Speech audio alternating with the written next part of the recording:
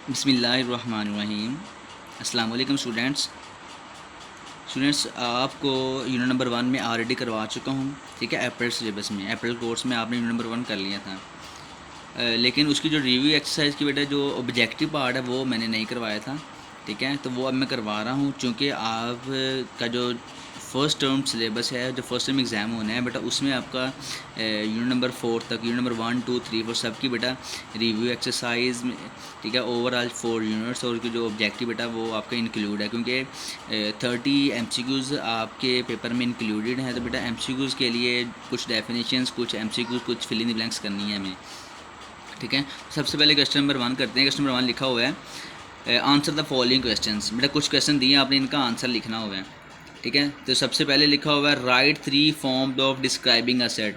बेटा ये वाले ये वाले क्वेश्चन हमने पहले नहीं किए हुए, तो इसलिए आप अब ये नोट कर लेंगे। ठीक है, आप लिखेंगे रिव्यू एक्सरसाइज 1, डेट आज के लिखेंगे, क्लास वर्क लिखेंगे, और बेटा ये वाला क्वेश्चन आप लिख लेंगे।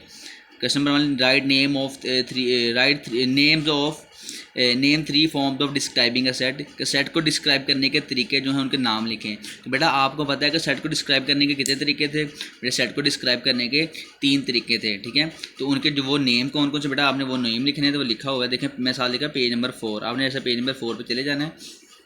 बेटा पेज नंबर 4 पर ये लिखा हुआ है सबसे पहले, there are 3 way to express a set. कौन से तरीके हैं? Descriptive form, tabular form and set builder form. बेटा सिर्फ यहाँ से लेके यहाँ तक आपने यही लिखना है। ठीक है, तीनों उनको सिर्फ नाम पूछा, आपने सिर्फ नाम लिखने हैं। ठीक है, यहाँ से लेके there are 3 ways to express a set, descriptive form, tabular form, set builder form, यहाँ से लेके यहाँ तक अपने सिर्फ ये लिखना है। ठीक है, क्वेश्चन नंबर 1 का बेटा आंसर ये था।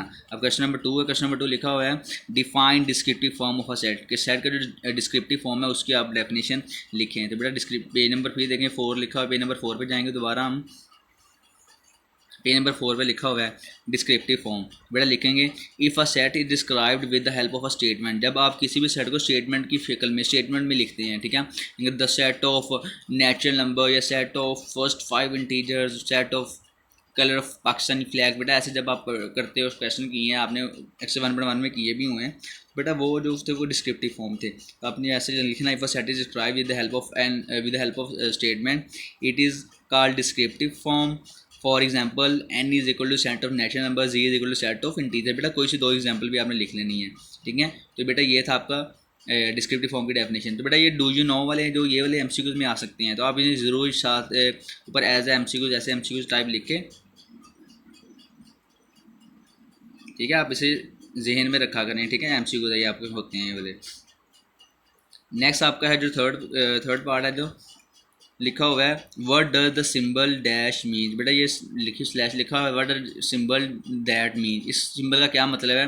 तो बेटा आपने लिखा है ऐसे ही आंसर लिखना है, या बेटा मैंने ये ब्रैकेट लगाई है, the symbol means such that, mean such that. ठीक है, नेक्स्ट बेटा है इसका fourth part, right the name of set consisting of all the element of a set given under consideration. बेटा वो कह रहा है कि उस सेट का नाम लिखें। ठीक है, तो आपने लिखना है the set consisting of all the element of a set, all the elements of a given set under consideration is called universal set. आपने यहाँ से लेके इज कॉल्ड यूनिवर्सल सेट तक इसका आंसर है, यहाँ तक लिखना है। ठीक है, पहले ये बेटा इसका जो आंसर है ना वो क्वेश्चन के अंदर से स्टार्ट हो रहा है ना, आपने यहाँ से लेके यहाँ तक लिख लेना इसका आंसर। आगे नेक्स्ट लिखा fifth part, what is made by disjoint set. Disjoint set क्या होता है? तो बेटा डिसजॉइंट सेट की डेफिनेशन पेज नंबर 9 पे लिखी हुई है। देखें पेज नंबर 9, तो ये लिखी हुई है बेटा, two sets A and B. आपने डेफिनेशन लिखी, two sets A and B are said to be disjoint if there is no common element between them. In other word their intersection is empty. ठीक है, I A intersection B is equal to 5। तो बेटा ये आपके पास disjoint set की definition है। For example आपने बेटा ये एग्जांपल में ये लिख लेना, A is equal to that, B is equal to that. ये डिसजॉइंट सेट है, क्यों है? क्योंकि इन दोनों में कोई चीज़ कॉमन नहीं है। तो बेटा ये आपको डिसजॉइंट सेट की डेफिनेशन लिखी हुई है, आपने ये सारी लिख लेनी है। ठीक है, नेक्स्ट बेटा, नेक्स्ट क्वेश्चन नंबर 2 लिखा हुआ है फिल इन द ब्लैंक्स। बेटा फिल इन द ब्लैंक्स इसलिए करवा रहा हूँ क्योंकि MCQs किसी भी तरह से आ सकता है। ठीक है, MCQs में ये भी आ सकता है, कोई और सिंबल भी यूज, इसलिए आपने सिंबल वो करनी है। द सिंबल दैट मीन्स, बेटा इस सिंबल का क्या मतलब है? तो बेटा इसका मतलब होता है एंड। क्यों एंड बेटा देखें बेटा ये लिखा है some important symbol page number 5 पे, ठीक है। पेज नंबर 5 पे ये सिंबल लिखे हैं, उन्हें सिंबल जहन में रखने हैं क्योंकि इनमें से कोई भी सिंबल वो पूछ सकता है एमसीक्यूज में, एक शॉर्ट के समय पूछ सकता है आपसे। तो आप लिखोगे देखो ये लिखा हो सबसे पहला जो लाइन लगी हुई सच दैट होता है, इसको आप ये जो होता है ऐसे ई टाइप से कहते हैं बिलोंग्स टू, जो बेटा ऊपर को एरो उसे कहते हैं एंड, जो नीचे को एरो उसे कहते हैं और, जो बेटा ये ऐसे है, ठीक है, ग्रेटर देन और इक्वल टू, जो ये बैकवर्ड साइन है एरो का इसे कहते हैं लेस देन और इक्वल टू, ये आपने साइन जेहन में रखने हैं, ठीक है। तो इसमें बेटा देख लें जो ऊपर को एरो जा रहा है उसका मतलब होता है एंड, बेटा उधर आ जाएगा फिल इन द ब्लैंक्स में एंड, ठीक है ये वाला। नेक्स्ट लिखा हुआ है the set consisting of only elements of two sets only common element, बेटा कॉमन एलिमेंट आप किस में करते हो, कॉमन एलिमेंट आप करते हो इंटरसेक्शन में, तो इधर आ जाएगा is called intersection of two sets, बेटा इसमें आ जाएगा इंटरसेक्शन, ठीक है, इंटरसेक्शन लिख दोगे। आगे लिखा हुआ third part a set which contain all the possible elements of a set under consideration, तो बेटा अभी आपने ये लिखा है the set consisting of all the element of given set under consideration is called universal set, तो बेटा इधर भी आ जाएगा a set which contain all the possible elements of a set under consideration is called universal set, बेटा ये fill in the blanks में आ जाएगा universal, ठीक है, यूनिवर्सल का सेट लिखा हो यूनिवर्सल लिखोगे आप। आगे लिखा टू सेट्स आर, ठीक है, are dash if there is at least one common element between them and none of set is a subset of other, तो बेटा टू सेट्स आर ओवरलैप, यानी ओवरलैप या ओवरलैपिंग, देखा आपने ओवरलैपिंग की डेफिनेशन पढ़ी है, ये लिखा two sets A and B are called overlapping sets if there is at least one element common between them but none of them is a subset of other, तो बेटा ये ओवरलैपिंग की डेफिनेशन है, आप लिखोगे two sets are overlapping set, ठीक है, लिखोगे two sets are overlapping set, इधर बेटा बेटा ओवरलैपिंग कंबल लिखना है आपने, overlapping set, two sets are overlapping sets if there is at least. आगे बेटा लिखा हुआ है in set the universal set act as, बेटा जो यूनिवर्सल सेट होता है वो क्या होता है, the in set the universal set act as identity, बेटा IDENTITY the universal set is act as identity for intersection, बेटा आइडेंटिटी आएगा इसका, ठीक है।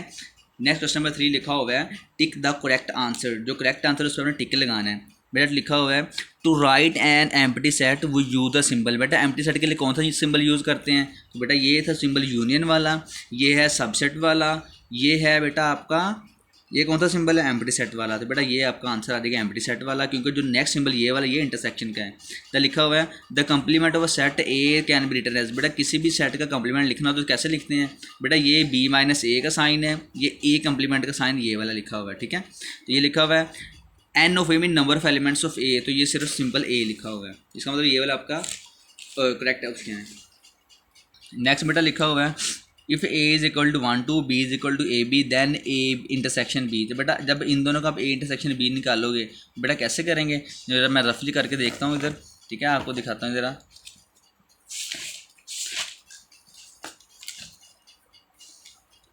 ठीक है। मेरे पास बेटा दो साइड उसने दिए हुए हैं, देखें ए इज इक्वल टू 1 2